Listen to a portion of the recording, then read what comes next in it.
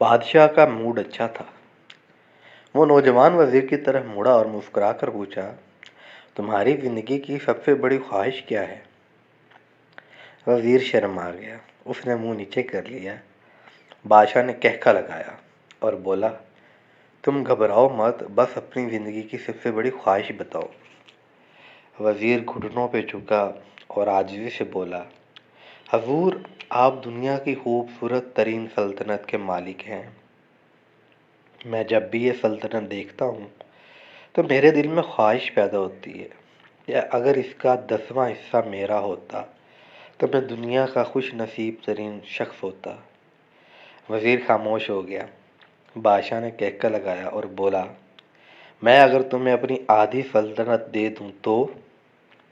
وزیر نے گھبرا کر اوپر دیکھا اور عاجزی سے بولا، بادشاہ سلامت، یہ کیسے ممکن ہے؟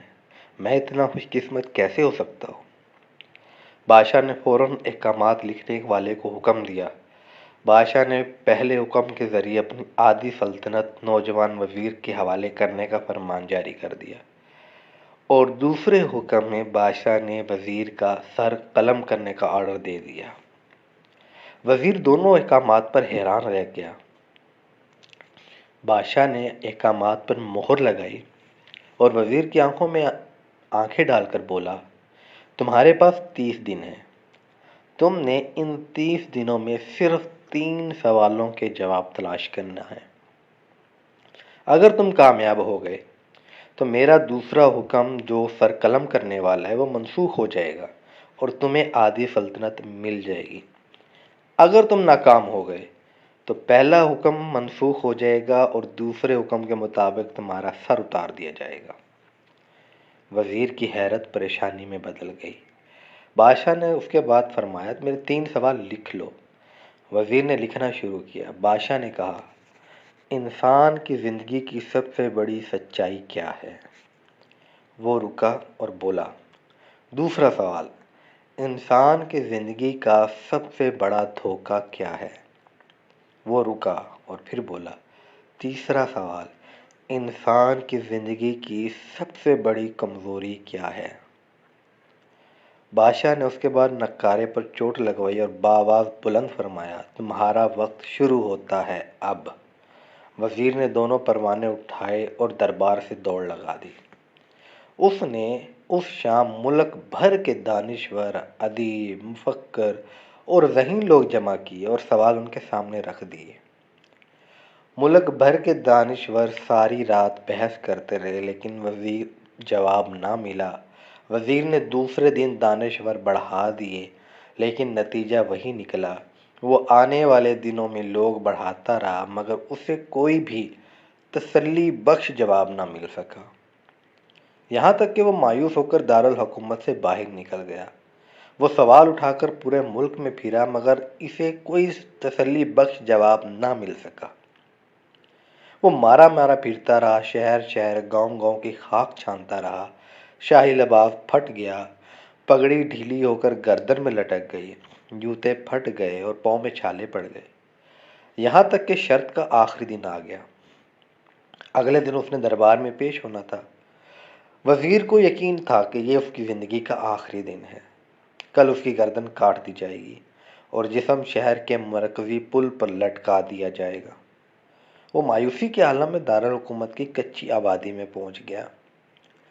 آبادی کے سرے پر ایک فقیر کی جھونپڑی تھی۔ وہ گرتا پڑتا اس کٹیا تک پہنچ گیا۔ فقیر سوکھی روٹی پانی میں ڈبو کر کھا رہا تھا، ساتھ ہی دودھ کا پیالہ پڑا تھا اور فقیر کا کتا شڑاپ شڑاپ کی آوازوں کے ساتھ دودھ پی رہا تھا۔ فقیر نے وزیر کی حالت دیکھی، کہکا لگایا اور بولا، جناب عالی، آپ صحیح جگہ پہنچے ہیں۔ آپ کے 3 سوالوں کے جواب میرے پاس ہیں۔ چونکہ یہ معاملہ پوری عوام کو پتہ چل چکا تھا، اس لیے فقیر کو بھی اس بات کا پتہ تھا کہ بادشاہ نے کیا شرطیں لگائی ہیں اور اس کے بدلے کیا دینے کا کہا ہے۔ وزیر نے حیرت سے اس کی طرف دیکھا اور پوچھا، آپ نے کیسے اندازہ لگایا میں کون اور میرا مسئلہ کیا ہے؟ فقیر نے سوکھی روٹی کے ٹکڑے چھاپے میں رکھے مسکرایا، اپنا بوریا اٹھایا اور وزیر سے کہا، یہ دیکھیے، آپ کو بات سمجھ آ جائے گی۔ وزیر نے جھک کر دیکھا، بوریے کے نیچے شاہی خلعت بچھی تھی۔ یہ وہ لباس تھا جو بادشاہ اپنے قریب ترین وزراء کو دیا کرتا تھا۔ فقیر نے کہا، جناب عالی، میں بھی سلطنت کا وزیر ہوتا تھا۔ میں نے بھی ایک بار آپ کی طرح بادشاہ سے شرط لگانے کی غلطی کر لی تھی، نتیجہ آپ خود دیکھ لیجئے۔ فقیر نے اس کے بعد سوکھی روٹی کا ٹکڑا اٹھایا اور دوبارہ پانی میں ڈبو کر کھانے لگا۔ وزیر نے دکھی دل سے پوچھا کہ آپ بھی جواب تلاش نہیں کر سکے تھے؟ فقیر نے کہکا لگایا اور جواب دیا، میرا کیس آپ سے مختلف تھا۔ میں نے جواب ڈھونڈ لیے تھے، میں نے بادشاہ کو جواب بتائے، آدھی سلطنت کا پروانہ پھاڑا، بادشاہ کو سلام کیا اور اس کٹیا میں آ کر بیٹھ گیا۔ میں اور میرا کتا دونوں مطمئن زندگی گزار رہے ہیں۔ وزیر کی حیرت بڑھ گئی، لیکن یہ سابق وزیر کی حماقت کا تجزیے کا وقت نہیں تھا، جواب معلوم کرنے کی گھڑی تھی۔ چنانچہ وزیر اینکر پرسن بننے کی بجائے فریادی بن گیا اور اس نے فقیر سے پوچھا، کیا آپ مجھے سوالوں کے جواب دے سکتے ہیں؟ فقیر نے ہاں میں گردن ہلا کر جواب دیا اور پھر کہنے لگا، میں پہلے 2 سوالوں کے جواب مفت دوں گا، لیکن تیسرے جواب کے لیے تمہیں قیمت ادا کرنا ہوگی۔ وزیر کے پاس شرط ماننے کے سوا کوئی آپشن نہیں تھا، اس نے فوراً ہاں میں گردن ہلا دی۔ فقیر بولا، پہلے سوال کا جواب، دنیا کی سب سے بڑی سچائی موت ہے۔ انسان کوئی بھی ہو، کچھ بھی ہو، وہ اس سچائی سے نہیں بچ سکتا، ماننا پڑے گا۔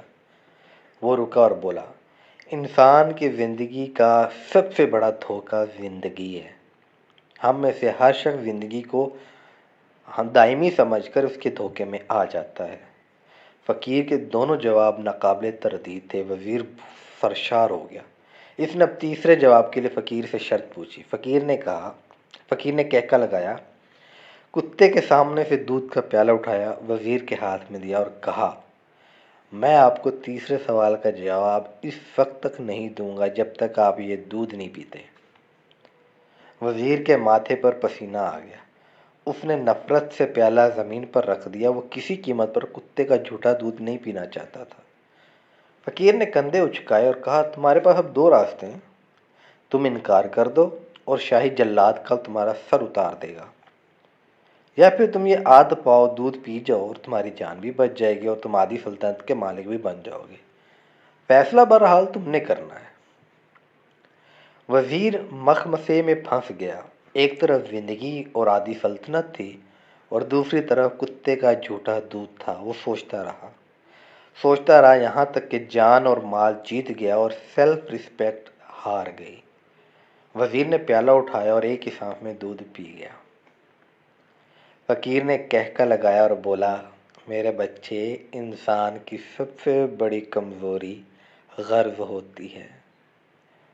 یہ اسے کتے کا جھوٹا دودھ تک پینے پر مجبور کر دیتی ہے، اور یہ وہ سچ ہے جس نے مجھے سلطنت کا پروانہ پھاڑ کر اس کٹیا میں بیٹھنے پر مجبور کر دیا تھا۔ میں جان گیا تھا میں جوں زندگی کے دھوکے میں آؤں گا، میں موت کی سچائی کو فراموش کرتا جاؤں گا۔ میں اتنا ہی غرض کی دلدل میں دھنستا چلا جاؤں گا۔ مجھے روز اس دلدل میں سانس لینے کے لیے غرض کا غلیظ دودھ پینا پڑے گا۔ لہٰذا میرا مشورہ ہے، زندگی کی ان تینوں حقیقتوں کو جان لو، تمہاری زندگی اچھی گزرے گی۔ وزیر خجالت، شرمندگی اور خود ترسی کا تحفہ لے کر فقیر کی کٹیا سے نکلا اور محل کی طرف چل پڑا۔ وہ جوں محل کے قریب پہنچ رہا تھا، اس کا احساس شرمندگی میں اضافہ ہو رہا تھا۔ اس کے اندر ذلت کا احساس بڑھ رہا تھا۔ وہ اس احساس کے ساتھ محل کے دروازے پر پہنچا۔ اس کے سینے میں خوفناک ٹھیس اٹھی۔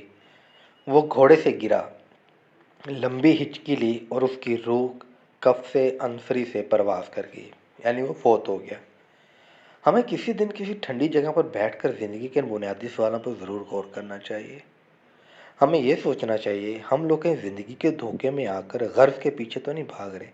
اور واقعی یہ سچ ہے، ہر انسان کی سب سے بڑی کمزوری اس کی غرض ہے۔ جب بھی انسان کو غرض ہوگی کسی سے، اس کے لیے کچھ بھی کرنے کے لیے تیار ہو جائے گا۔ یہ ہر انسان کی سب سے بڑی کمزوری غرض ہے۔ ہم لوگ کہیں موت کو تو فراموش نہیں کر بیٹھے۔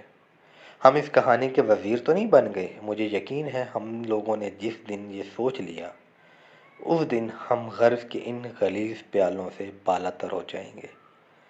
موت کی سچائی کو اپنا کر زندگی کے دھوکے سے نکل جائیں گے۔